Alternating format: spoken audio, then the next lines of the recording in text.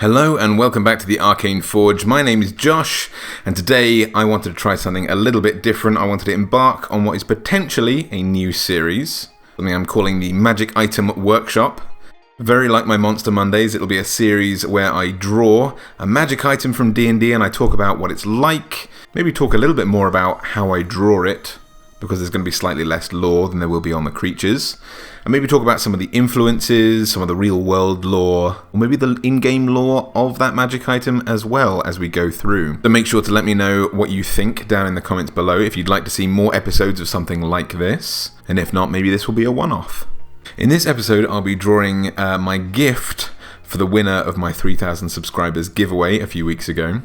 This has already been done and has been posted off to the winner. Their name is 895ace on YouTube here. They very kindly allowed me to film myself drawing this so that I could make this video today. And they really loved the Robe of Stars, and I really wanted to draw that, so that's why they won. So let's talk about the Robe of Stars. To start off with here, you can see me trying to make some background noise, some fuzz, and I struggle with that immensely. Rather than drawing a lot of dots individually, I try and adjust some sliders to make some artificial fuzz and pick out the individual stars. And I struggle with that because they end up just becoming too fuzzy. I adjust a lot of levels, follow a lot of YouTube tutorials and things like that just to get these stars absolutely right, but it didn't quite work. In the end, I had to message my partner, who is far more skilled on Photoshop than I am, and she basically just said, just take a small picture and enlarge it to the size that you want it to look like. So that's what I did. I copied and pasted the preview rather than actually managing to achieve this feat in Photoshop. But it ends up working pretty well in the end anyway. So this drawing is actually done in my sort of commission style. When people commission me on things like Patreon or outside of it, I tend to draw in this style, which is a bit more of an illustrative style than my Monster Mondays, for example. In Monster Mondays, I tend to use a backdrop of some tea-stained paper that I scanned in. I made that paper and scanned it in for my backdrops. But when I draw character illustrations or prints that someone might want on their wall, for example, I tend to add more patterns and backdrops. I use lots of symbols and negative space in my drawings. I'm really trying to turn it from a drawing into an art piece, ideally. So that's what I'm going for with this one. I'm often really inspired by tarot cards and tapestries and artwork from games like the Dragon Age Inquisition and Guild Wars 2 as well. I really love their use of negative space, a lot of white space, usually quite flat white space to kind of break up an image, make it a bit more symbolic, a bit more illustrative. Because I find a lot of fantasy art is often, not all the time, but often characterized by a lot of dusty brown tones, a lot of realism. Neither of those are my background. It's not what I prefer to draw in. So I tend to go quite symbolic. I tend to go quite colorful. And try and have a lot of these kind of illustrative features, these design choices that I prefer as well. But I'm getting sidetracked. I'm talking more about the drawing than I am about the robe itself. But the Robe of Stars is a fantastic item. It's very rare. It's actually described as a very rare and wondrous item that can be worn by anybody. It's not like the Robe of the Archmage that can only be worn by spellcasters.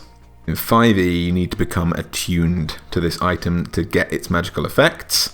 Attunement is a fantastic system in 5e for ensuring that players can only run around with a handful of useful magic items at a time, so that the game's not too imbalanced and one character's not massively more powerful than anyone else. So you can collect and wear as many items as you like, but for most classes I think it's only 3 items that can be attuned at any one given time, which you can chop and change during a short rest, but in order to get the magical properties from this robe, it needs to be one of your 3 attuned items. The robe is described as being covered in stars, perhaps woven out of pockets of galaxies and stellar nurseries, all this kind of stuff. And I love the idea of it looking like the inside of the cloak was like cut out of the night sky.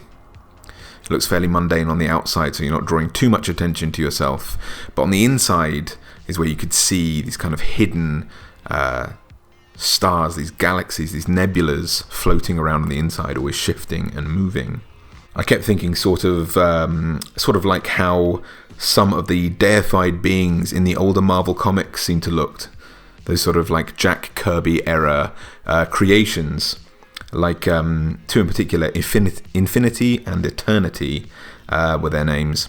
These kind of like purely like bright white negative space creatures with an entire night sky where their shadows fell. I thought that was really beautiful.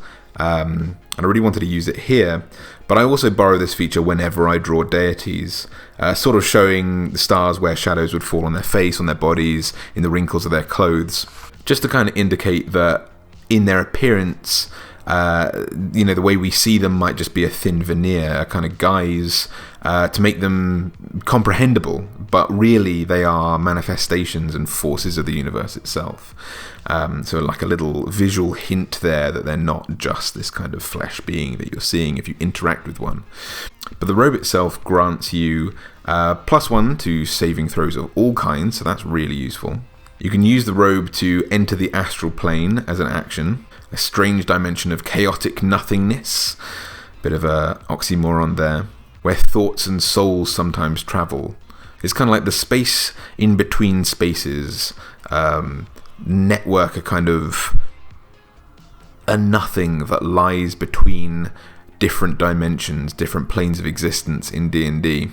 A place where time apparently either stops or functions so strangely that 1,000 real years can pass and age someone no more than a day when they're inside it. I picture travelling there a bit like, if you've seen the Doctor Strange movie, he uses astral projection in that film where he can sort of rest his body overnight, but then his mind can wander and can physically read books and study. Although it seems that the robe doesn't sort of astrally project you, it literally takes you to the astral plane physically, because it says later on that you can return with another action. It takes you an action to travel there, but you can return with an action, and it takes you back to the same spot that you left, or a very similar one, based on where you've just been. So if someone's occupying the space that you left, you'll appear just next to it. But it's not the kind of thing where you can enter and then travel around and then appear in another location later on. This isn't like a robe of blink. The deadly part of the robe comes in the form of its 6 orbiting stars that hover around the wearer's head like a necklace. You can pluck one of these stars from the neck and use its energy to cast magic missile at a 5th level with each star that you pluck. So potentially that's 7 bolts of energy that never miss per star around your neck, dealing 1d4 +1 damage, hitting as many or as few targets as you like with that. It means with one single bead of the 6 that are orbiting your head, you can deal between 14 and 35 force damage to a single target, or multiple ones. And these stars regenerate. It's not like a one-use thing, so at dusk you regenerate 1d6 of the stars that you spent that day. The robe reminds me a lot of the leader of the Titans in Greek mythology, Atlas. After revolting and launching a war against the Greek gods, all of the Titans were given cruel, sometimes ironic punishments. Atlas was no exception. He was forced to hold the sky on his back, holding the stars behind him and bearing the weight of the entire heavens on his shoulders.